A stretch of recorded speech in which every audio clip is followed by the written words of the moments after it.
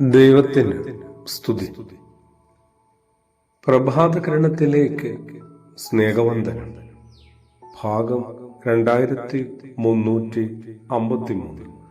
ഇന്ന് ജൂൺ മാസം 10-ാം തീയതി 161-ാമത്തെ ദിവസത്തിലെത്തി.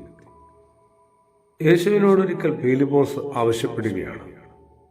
അതെ, 12 ഒരുവനായ ശിഷ്യൻ ഫിലിപ്പോസ്, കർത്താവേ, പിതാവിനെ ഞങ്ങൾക്ക് കാണിച്ചു തരണമേ. യേശു ഇങ്ങനെ നിരന്തരം പറഞ്ഞുകൊണ്ടേയിരുന്ന പിതാവാം ദൈവത്തെ കാണാനുള്ള ഫിലിപ്പോസിന്റെ ഒരു ആഗ്രഹമായിരുന്നു. യേശുവിന്റെ മറുപടിയോ, ഈ കാലം അത്രയും ഞാൻ നിങ്ങളോട് കൂടിയില്ലേ, എന്നിട്ടും നീ എന്നെ അറിയുന്നില്ലേ? തുടർന്ന് യേശു പറയുകയാണ്, എന്നെ കാണുന്നവൻ പിതാവിനെ കാണുന്നു. എത്ര എളുപ്പത്തിലാണ് യേശുവിന്റെ മറുപടി. എന്നെ കാണുന്നവൻ പിതാവിനെ കാണുന്നു. ദൈവത്തെ കാണുക എന്നുള്ളത് പഴയ നിയമത്തിന്റെ ഒരു സംസ്കാരത്തില് അത് അസാധ്യമായ കാര്യമാണ്. ദൈവത്തെ കണ്ടിട്ടും മരിക്കാതിരുന്ന ഒരാൾ മോശയാണ്.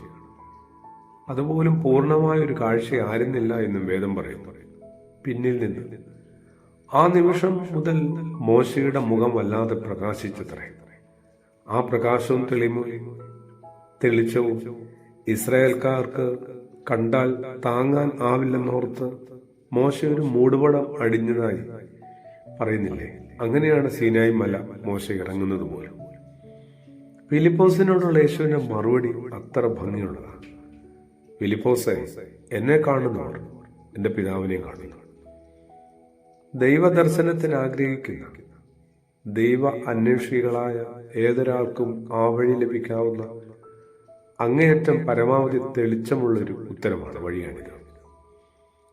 അവതരിച്ച വചനമെന്ന നിലയിലല്ല, മനുഷ്യനെന്ന രീതിയിൽ പോലും ഇതിൽ ഒരു സത്യമുണ്ട്.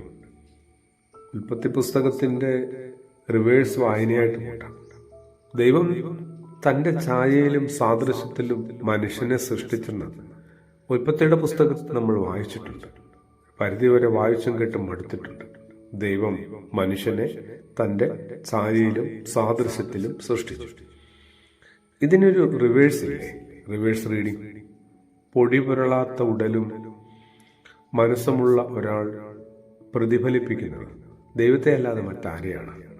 തിരിച്ച് മനുഷ്യനും റിഫ്ലക്ട് ചെയ്യുന്നില്ലേ ദൈവത്തിന്റെ മുഖം? ആ ഒരു വ്യക്തതയിലേക്ക് എത്തുമ്പോൾ പരസ്പരം എന്തൊരു ആദരവ് സൂക്ഷിക്കേണ്ട ബാധ്യത ഉണ്ടാവുന്നു. അത് ബാധ്യതയല്ല, അതൊരു വലിയ ഉത്തരവാദിത്തമാവുന്നു. ഒരു സഹജ അവബോധമായി മാറുന്നുണ്ട്.